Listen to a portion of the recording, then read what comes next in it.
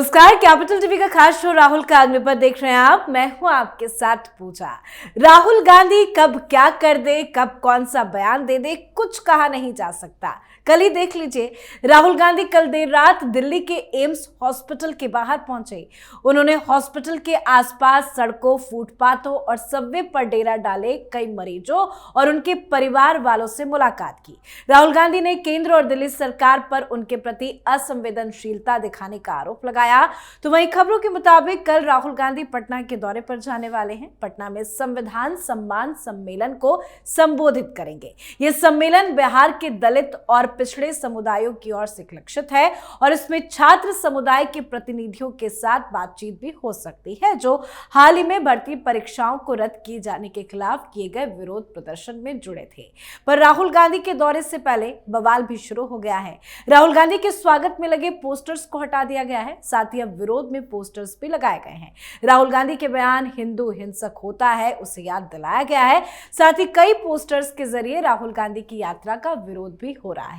साथ ही इसी बीच खबर यह भी सामने आई है कि दुनिया के सबसे बड़े धार्मिक समागम महाकुंभ में राहुल गांधी और प्रियंका गांधी वाड्रा भी आस्था की डुबकी लगाएंगी। राहुल और प्रियंका संगम में स्नान कर पूजा अर्चना करेंगे। कांग्रेसियों ने बड़े पैमाने पर इसकी तैयारियां भी शुरू कर दी है और माना जा रहा है कि राहुल और प्रियंका 5 से 10 फरवरी के बीच संगम स्नान के लिए जा सकते हैं। तो आज इन्हीं तमाम मुद्दों पर चर्चा करेंगे। मेरे साथ स्टूडियो में मौजूद हैं कैपिटल टीवी के एग्जीक्यूटिव एडिटर राजीव जी। सर, आपका बहुत बहुत स्वागत है। धन्यवाद। एक एक खबरों पे चर्चा करते हैं। सबसे पहले ये जानना आपसे चाहेंगे कि अचानक से ये राहुल गांधी को क्या हो गया, एम्स हॉस्पिटल के बाहर क्यों पहुंच गए? देखिए, ये तो चुनावी स्टंट है। ये सबको पता है दिल्ली के अंदर कि राहुल गांधी ने वहां पर जाकर जिन लोगों से बातचीत की है उसका मतलब क्या होता है, क्योंकि राहुल गांधी कोई न्यूयॉर्क में तो रहते नहीं। राहुल गांधी इसी दिल्ली में रहते हैं और यहाँ का बच्चा बच्चा जानता है कि एम्स में हिंदुस्तान के अलग अलग राज्यों से कोने कोने से लोग आते हैं इलाज कराने के लिए और उनको समय नहीं मिलता है। किसी को 10 दिन, किसी को 15 दिन वेट करना पड़ता है और इसलिए वो लोग बाहर में इंतजार करते हैं। कई जो ठीक ठाक लोग होते हैं वो आसपास के इलाके में, जिया सराय, कटवरिया सराय, इन पूरे इलाकों में कुछ लॉज बने हैं, कुछ गेस्ट हाउस बने हैं, कुछ धर्मशाला है और कुछ छोटे छोटे कमरे हैं। वहां पर भी ये लोग रेंट पर लेकर रहते हैं। लेकिन जो लोग उसमें भी सक्षम नहीं है वो वहां के अंडरपास का इस्तेमाल करते हैं और एम्स के कैंपस के अंदर भी कुछ जगह शेड बनाकर उन लोगों के लिए दे दी गई है, वहां का भी इस्तेमाल करते हैं और सर्दी के मौसम में इनके लिए कुछ विशेष व्यवस्था कर दी जाती है। ये सारी प्रक्रिया सारे लोग जानते हैं, केवल राहुल गांधी अब तक नहीं जानते थे। अचानक से उनको कल सपने में आया कि देखो एम्स के बाहर ऐसे ऐसे लोग रहते हैं और उनसे जाकर मुलाकात करनी चाहिए। क्यों? क्योंकि दिल्ली में चुनाव है और ज़्यादातर लोग जो माना जाता है कि ये जो आते हैं वो बिहार और उत्तर प्रदेश से आते हैं और इन दोनों जगहों पर फैसिलिटी है। ऐसी स्थिति नहीं है कि फैसिलिटी है ही नहीं, बल्कि यहाँ भी हेल्थ फैसिलिटी है, लेकिन फिर भी ये लोग एम्स में इलाज कराने आते हैं। संतुष्टि एक सब्जेक्ट होता है। इलाज करवाने, बीमारियों के इलाज के लिए एक संतुष्टि भी होनी चाहिए। हालांकि बेहतर फैसिलिटी एम्स में है, इससे इनकार नहीं किया जा सकता, लेकिन फिर भी अगर इतनी भीड़ होगी तो रहने के इंतजाम हर जगह पर बेहतर नहीं हो सकती है।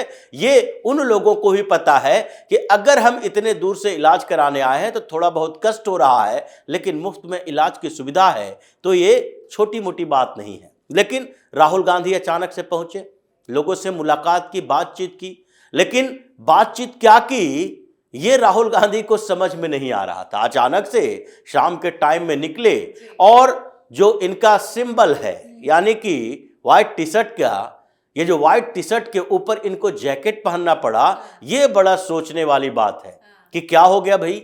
ये ऐसी सर्दी के मौसम में, दिसंबर के अंत में भी आप व्हाइट टी शर्ट ही पहनकर घूमते रहे और उसके बाद इतने ठंड में भी आप व्हाइट टी शर्ट पहनकर ये दिखाने की कोशिश करते रहे कि मेरे अंदर अभी इतनी ऊर्जा है, एनर्जी है कि हमें ठंड नहीं लगती है।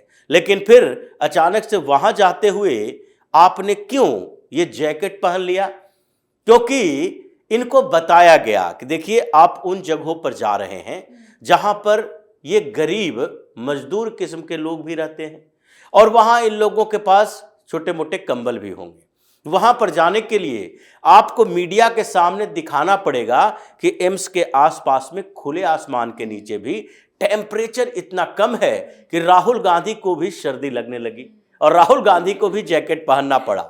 लेकिन खैर, ये जो चुनावी स्टंट है राहुल गांधी का, वो बहुत ज़्यादा इफेक्टिव नज़र नहीं आ रहा, क्योंकि ये जो इनका पुराना ट्रेंड है वो ट्रेंड को बदल नहीं पा रहे हैं। चुनाव दिल्ली का है और दिल्ली में जो उन्होंने रिठाला में कुछ फोटो लिए, वीडियो बनाए, ये जरूरी था कि अरविंद केजरीवाल के मुंह पर तमाचा है। उस क्षेत्र के लोगों ने भी देखा और वहां पर एक उपस्थिति दर्ज हुई राहुल गांधी की कि एक क्षेत्र विशेष में इन्होंने जाकर दिल्ली की अव्यवस्था को उजागर किया। लेकिन एम्स में गए और एम्स में इन्होंने कांग्रेस की अव्यवस्था को उजागर कर दिया। वहां जाकर जो आप बातचीत कर रहे हो केंद्र सरकार पर, ये आपको बताना चाहिए कि एम्स की सुविधा दिल्ली के अंदर थी, दिल्ली के बाहर एम्स का प्रसार किसने किया? किन सरकारों ने? मोदी की सरकार आने के बाद साथ साथ एम्स का उद्घाटन कैसे हुआ? हेल्थ फैसिलिटी के मामले में अलग अलग स्टेट में देख लीजिए कि जो हेल्थ फैसिलिटी सरकार ने दी है, और उसके बाद मोदी सरकार ने आयुष्मान भारत योजना जैसे स्कीम निकाली है। आप किसी भी प्राइवेट हॉस्पिटल में भी जा सकते हैं और 5 लाख तक मुफ्त में इलाज करा सकते हैं। तो इतनी फैसिलिटी के बावजूद आप सवाल किस पर उठा रहे हो? केंद्र की सरकार पर। आप सवाल अपने पूर्ववर्ती सरकार पर नहीं उठा रहे, लेकिन लोग ये कह रहे हैं कि 70 सालों से सरकार सबसे ज्यादा तो तुम्हारी रही और तुमने जो इस देश का बेड़ा गर्क किया है उसे सुधारने में अगले 20 साल लग जाएंगे। तो इतना आसान नहीं है कि तुम एक अव्यवस्थित स्टेट छोड़कर जाओ और जो नई सरकार बने वो पूरी तरह से उसके हाथों में ऐसे जादू की छड़ी है जो ऐसे घुमाए और सारी व्यवस्थाएं ठीक हो जाए। तो अभी राहुल गांधी को चुनाव पर फोकस करना चाहिए और उस फोकस में यही है कि ये अपनी बहन प्रियंका वाड्रा के साथ मिलकर अलग अलग विधानसभा क्षेत्रों में जहां संभावना कांग्रेस के लिए है उन क्षेत्रों में जाकर पदयात्रा करें। जैसे दिल्ली न्याय यात्रा चल रही थी, वहां पर रोड शो करें, वहां जाकर कुछ रैलियां करें। दिल्ली में ही है, इधर उधर अगर सड़कों पर भटकने, फुटपाथ पर जाने, लोगों से मिलने से वोट मिल गया होता तो राहुल गांधी पिछली बार जो लोकसभा चुनाव हुआ उसमें सरकार बना लिए होते। तो इसलिए इस स्ट्रेटजी को चेंज करके उन्हें अपनी रणनीति बनानी चाहिए ताकि इनसे भी जो बड़ा धूर्त अरविंद केजरीवाल है उनको कम से कम दिल्ली की जनता नकारे, दिल्ली की सरकार उनकी खत्म हो। बिल्कुल, राहुल गांधी को अपनी रणनीति बदलनी चाहिए, आपने बहुत अच्छे से समझाया। लेकिन कल राहुल गांधी बिहार जा रहे हैं, बिहार को लेकर उन्होंने क्या रणनीति बनाई है और बिहार दौरे से पहले इतना विरोध क्यों हो रहा है? क्योंकि बिहार दौरे से पहले राहुल गांधी ने बिहार के लोगों को गुस्सा दिला दिया। जिस तरीके से इन्होंने उद्घाटन में, अपने ऑफिस के उद्घाटन में भाषण दिया है और डॉक्टर मोहन भागवत को गद्दार बता दिया, और उससे पहले इनका रिकॉर्ड रहा है कि एंटी हिंदू माइंडसेट के हैं, संसद में भी हिंदुओं को हिंसक कहने वाले व्यक्ति हैं और हर मौके पर ये मुस्लिम तुष्टीकरण करते हैं, हिंदुओं का विरोध करते हैं। तो ऐसे में बिहार में भी जो अब चल रहा है हिंदुत्व की आंधी, अब उसमें वहां के युवा भी इस बात के लिए नाराज हैं कि राहुल गांधी जैसा व्यक्ति 1 दिन 2 दिन पहले दिल्ली में बैठकर हिंदुओं के खिलाफ बात करता है और उसके बाद बिहार में आकर वही अल्पसंख्यक समुदाय के द्वारा ये संचालित पूरा का पूरा संविधान सुरक्षा के लिए संविधान की सुरक्षा करेंगे। ये मुस्लिम संगठनों ने इनको रास्ता दिखाया। अली अनवर जैसे लोगों ने पासमानदा मुसलमानों को इकट्ठा करने के लिए, अपनी अपॉर्चुनिटी कांग्रेस में ढूंढने के लिए इन्होंने ये प्रोग्राम बनाया। लेकिन उसमें जब राहुल गांधी जा रहे हैं तो सदाकत आश्रम भी जाएंगे।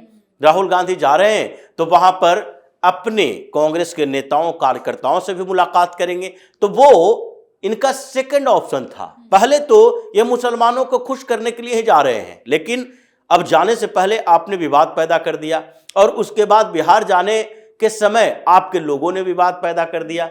उसके साथ आपने नीतीश कुमार को नाराज कर दिया, उनके पोस्टर ढकवा दिए, चारों तरफ पोस्टर लगवाना शुरू कर दिया। तो पोस्टर फाड़ना, विरोध में पोस्टर लगाना, और साथ ही अब तो तैयारी ये है कि राहुल गांधी जैसे पटना एयरपोर्ट पर, क्योंकि नाम ही जयप्रकाश नारायण एयरपोर्ट पर है, और ये नाम भी है और साथ में अभी एक फिल्म भी रिलीज हुई है कंगना रनावत की, इमरजेंसी, जिसका कहीं कुछ विरोध भी हो रहा है, प्रदर्शन भी हो रहे हैं, सिख समुदाय ज्यादा विरोध कर रहा है। लेकिन ये जयप्रकाश नारायण का आंदोलन बिहार से चला था और उसी के उपज है लालू प्रसाद यादव, ये नीतीश कुमार और साथ ही चिराग पासवान के पिता थे रामविलास पासवान, ये सारे उसी आंदोलन के उपज हैं।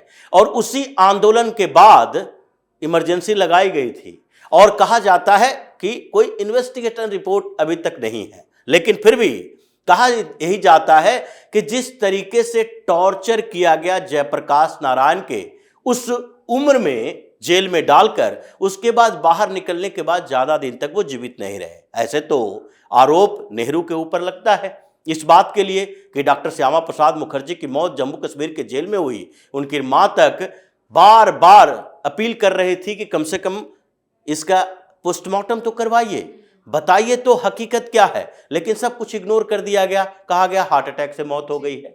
तो ये बड़े आरोप गांधी नेहरू परिवार पर हैं। और ऐसे माहौल में आप जाएंगे बिहार कॉन्स्पिरेसी करने के लिए, तो हो सकता है ये जयप्रकाश नारायण एयरपोर्ट पर ही इनको बाहर निकलने से पहले कई काले झंडे, मुर्दाबाद, हंगामा, प्रदर्शन का सामना करना पड़ जाए। बिल्कुल। और अभी भी उनके हिंदू हिंसक वाले बयान का विरोध पटना में शुरू हो गया है, अलग अलग जगहों पे पोस्टर्स भी लगाए। लेकिन सर, जो इंसान ये कहता है कि हिंदू हिंसक है, वही हिंदुओं के सबसे बड़े आस्था का केंद्र महाकुंभ में डुबकी लगाने जा रहा है। खबर तो यही है कि 5 से 10 के बीच राहुल गांधी प्रयागराज जाएंगे। अब देखिए जिस तरीके से खबरें आ रही है कि प्रियंका वाड्रा और राहुल गांधी दोनों जाएंगे, ऐसे सोनिया गांधी भी जा चुकी है, प्रियंका वाड्रा पहले भी जा चुकी हैं, राहुल गांधी भी कहीं न कहीं गंगा में, यमुना में डुबकी लगाते दिख जाते हैं। तो ये लोग तो ऐसे व्यक्ति हैं जो कि बाहर से दिखाई जो पड़ते हैं, अंदर से है नहीं।